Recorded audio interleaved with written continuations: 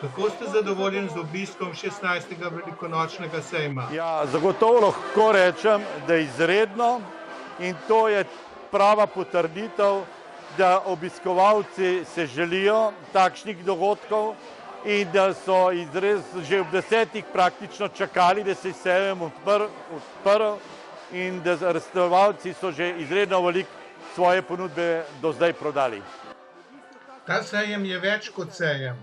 Zagotovo je sejem, je prikaz običajev, starih običajev, povezanih z veliko nočjo, z velikonočnimi prazniki, kajti mi prvotno smo se odločili, ko smo načrtovali ta sejem pred 16 leti, da je to uvod v velikonočne praznike. Tukaj se prikazuje izdelava butard, prikazuje izdelava pirhov na vse mogoče tehnike, katere so sedaj tudi že novodobne in pa seveda potem tudi lahko se kupijo mesnine, kruh, bel kruh, pogača, potica in pa seveda številni okraski, ki sodijo za ta velikonočni čas. Imeli ste tudi zanimivo tekmovanje, ki se nanaša na velikonočne praznike. Ribanje hrena. Ja, res je, to je eno posebno tekmovanje, ki smo se ga pred 4 leti domislili.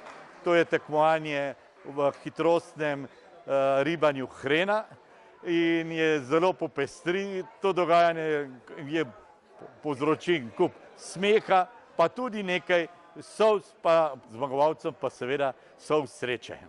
Prvo uvrščeni je prišel iz Polhovega Gradca. Ja, res je, to je že regijsko, mi smo rekli v Hecu, da je to državno tekmovanje in pač je obiskovalec, ki je naš stalni gost Term Snovik in se je udeležil tudi tega tekmovanja, zmagal in prav zdaj mi je rekla žena, da mu je to še ena dodatna nagrada ob njegovem 50. rojstnem dnevu.